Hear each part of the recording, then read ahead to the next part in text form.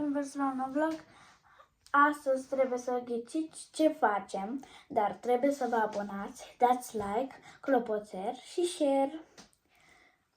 Ai dat și share. Te-ai abonat? Ai dat like? Ai activat clopoțelul? Wow, da, ghicit. O să ne pregătim ghiozdanul de școală pentru mâine. Da, pentru mâine. Și începem cu primul lucru, penarul. Și penarul îl punem în locul acesta de jos.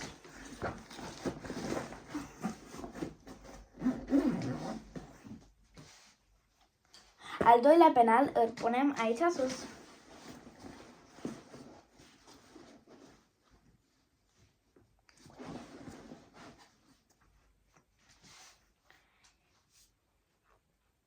Avem aici un caiet.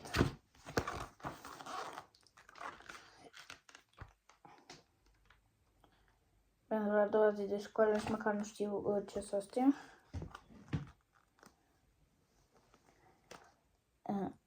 Adică ăsta se cheamă caiet pe dos. Dar nu e caiet pe dos. Așa se numește el. E carte de citit și de rezolvat probleme. Îl punem.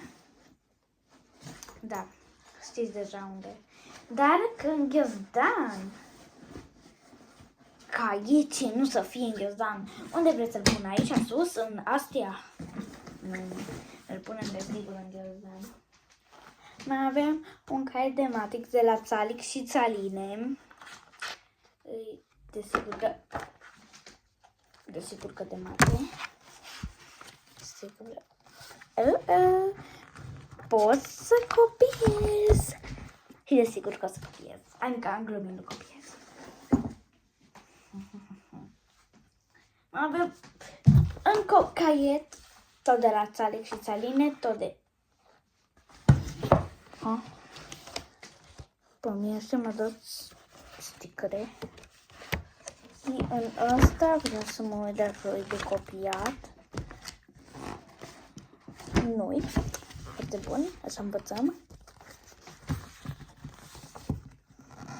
Ok.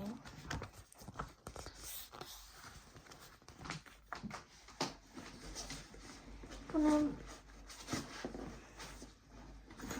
Pe bune, al treilea care nu mai am un loc în găzda. Wow. Ciudat. Ok, l-am pus.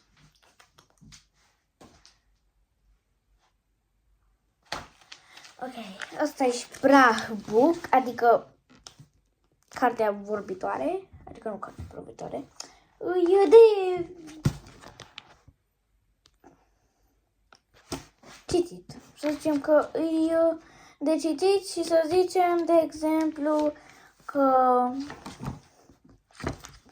De exemplu, aici L, E, I, E, S, P, T, A, R. Uite, aici. Și noi trebuie să facem după alfabet. Prima dată vine A, B. Nu. Aici trebuie să facem cuvânt. Wow. Trebuie să facem un cuvânt.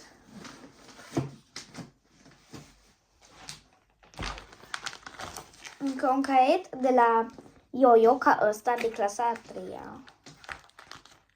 Da, aici este și numele. E de Deutsch, adică de germană.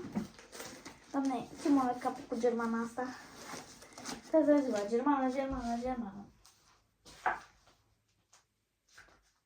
Ok. Mai avem aici un caiet de matematică. Aici e numele meu. Mă cheamă Sofia. Și da, e de mate. I-am pus folia asta pentru că nu am mai avut altă folie. Și mâine e a doua zi de școală. Mai avem un caiet din ăsta. E de...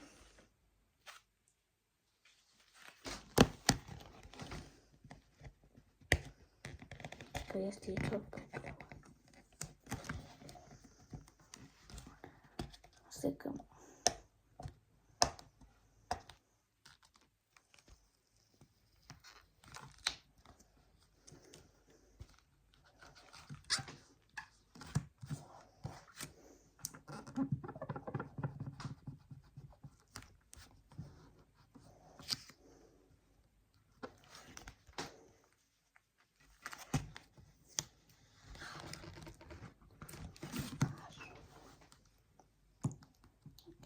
Nu știu ce cu asta pe caiet. Egal, este un caiet de engleză.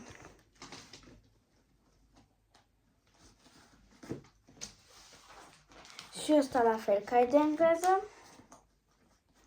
Am dat prea multe cărți, să-mi duc de da.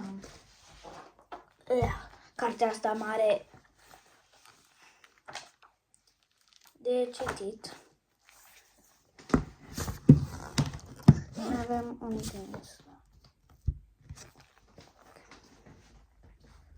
Îl punem desigur și pe el în găzdan. Uite aici.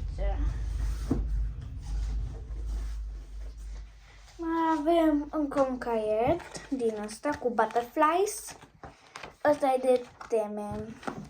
Da, numai eu știu.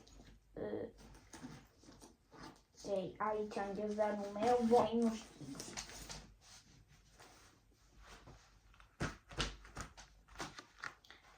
Post-mape. Avem aici o mapă, post-mape.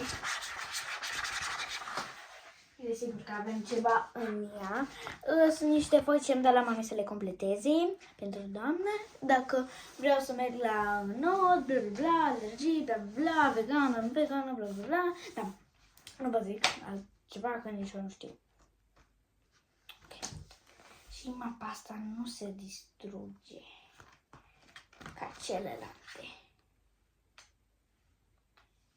Cred că se distruge și ea, dar egal. Cam așa arată mapa.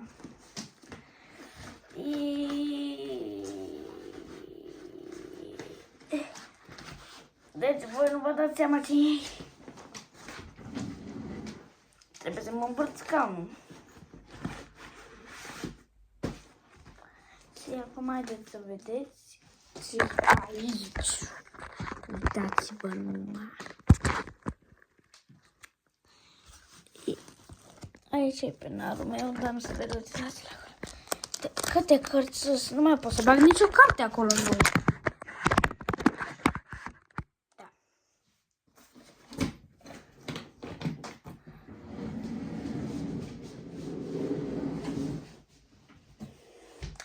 Cam atâta.